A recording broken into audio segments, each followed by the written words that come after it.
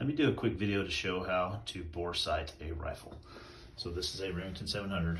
The bolt has been removed. So what I do is I set it up on a bag where I can see something far away. On that air conditioner is a sticker about 60 yards away. So I've centered that sticker in the middle of my bore. I don't know if the camera will show it, but if you look all the way down the center of the barrel, that sticker should be centered in that barrel. What that tells me is that the barrel is pointed at the sticker. So once you have the bore pointed at something, then you use the scope. Wow, the optics are really not cooperating with this other optics.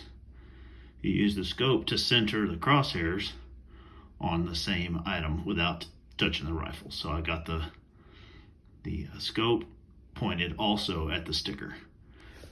And that is sufficient to bore sight a rifle. You better take it to the range after that, fine tune it, but that'll get you started.